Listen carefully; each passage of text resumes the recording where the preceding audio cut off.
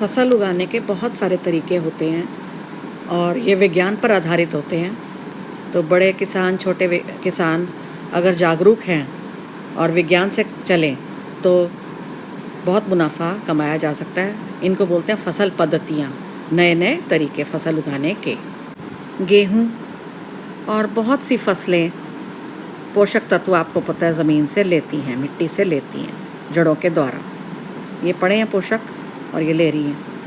लेकिन आपको पता है कि चना ऐसा पौधा है जो उल्टा ही मिट्टी को देता है पोषक तत्व। केवल चना ही नहीं, जितने भी फलीदार पौधे होते हैं जैसे कि सोयाबीन, मूंगफली, सारी दालें, ठीक है, मटर, ये सारे क्या हैं? फलीदार हैं, फलियाँ होती हैं, उनके अंदर होते हैं ये। और कमाल की बात देखिए कि ये उल्टा ही नाइट्रोजन नाम का तत्व यौगिक के रूप में किसको देते हैं? मिट्टी को देते हैं उल्टा। ये फसलें लेती हैं, ये पोषक तत्व देते हैं। समझने की बात है। ऐसा कैसे भाई? ये इनमें ऐसा क्या चमत्कार है भाई? इनके अंदर राइजोबियम नाम के बैक्टीरिया होते हैं, छोटे छोटे सूक्ष्म जीव होते हैं, जीवाणु। ये शक्ल बनाई है और ये कहाँ मिलते हैं? गांठों में।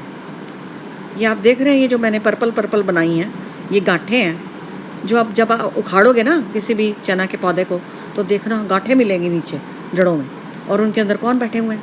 राइजोबियम होते हैं। और उनको भी फ़ायदा हो रहा था, उनको जगह मिल रही होती है रहने की।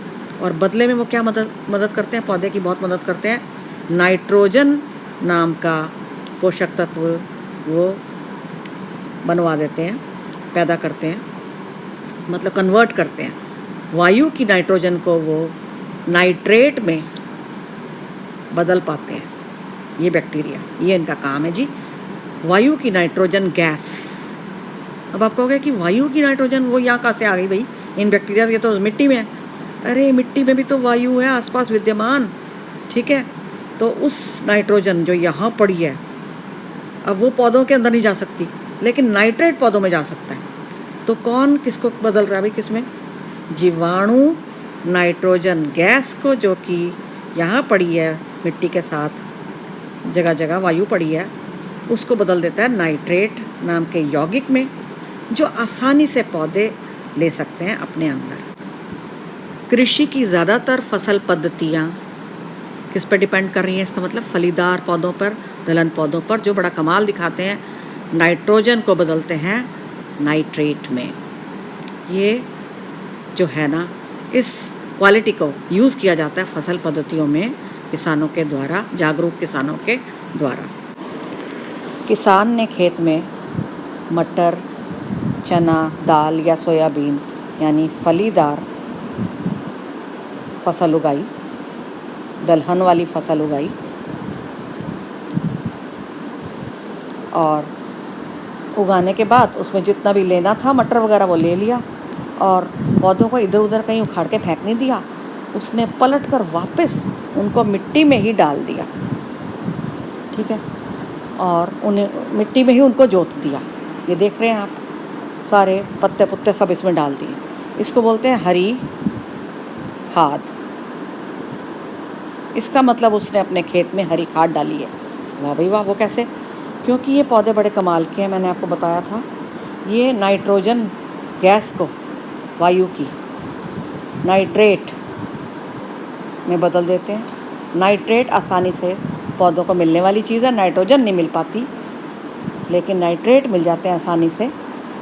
और इस प्रकार से उसने बहुत काम की चीज़ दे दी, पोषक तत्व दे दिए, नाइट्रोजन तत्व दे दिया।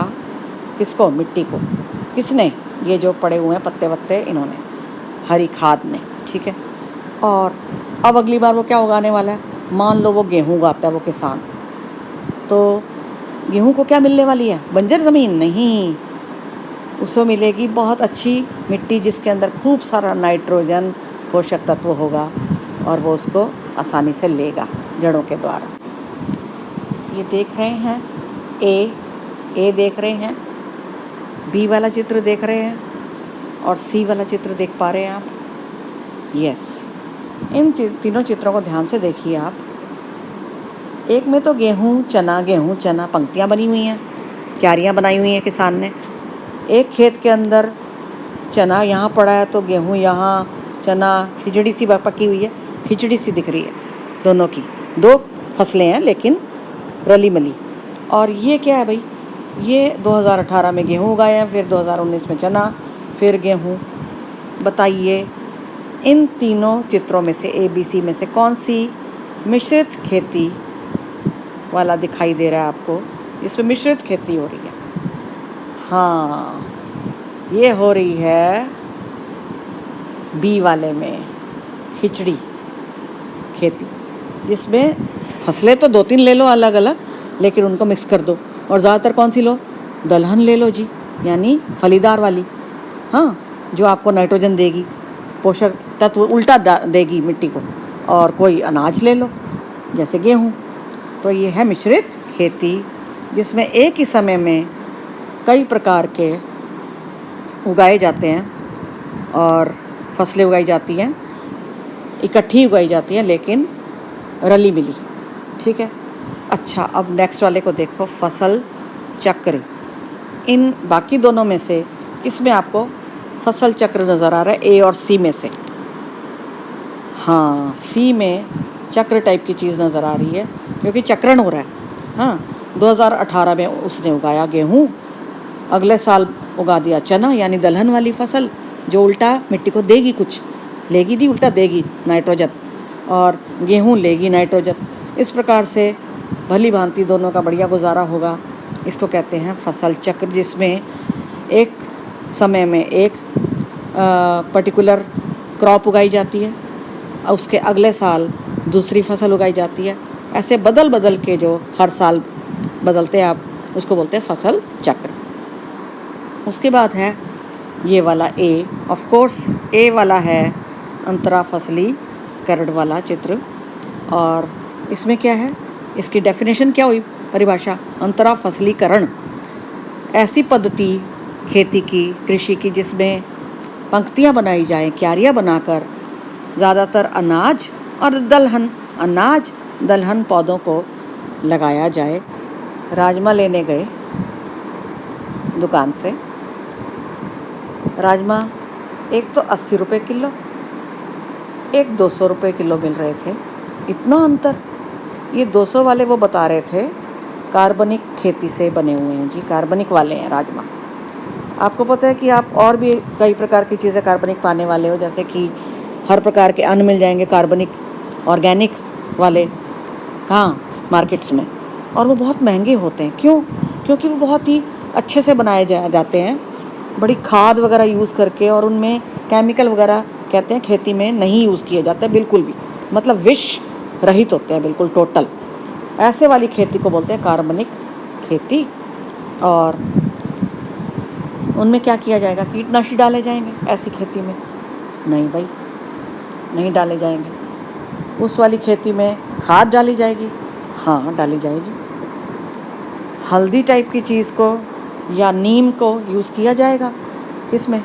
छिड़काव के तौर पे कि भाई ये कीड़े मर जाएं। नीम और हल्दी आदि का यूज़, छिड़काव, हाँ, घोल बना के, हाँ, किया जाएगा। कार्बनिक खेती में किया जाएगा ऐसा।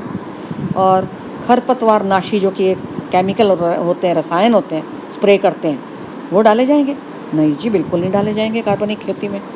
जैविक कीटनाशी डाले जाएंगे जो जीवों से बनाए गए हों, हाँ, वो डाले जाएंगे। ठीक है, इस प्रकार से वर्मी कंपोस्ट डाला हो जाएगा उसमें, यानी कि ऐसी खाद जो केंचुओं से बनी हो, हाँ हाँ, बिल्कुल डाली जाएगी। हरी खाद डाली जाएगी? हाँ, डाली जाएगी। उर्वरक डाले जाएंगे? नहीं जी, बिल्कुल नहीं, उर्वरक नहीं डाले जाएंगे।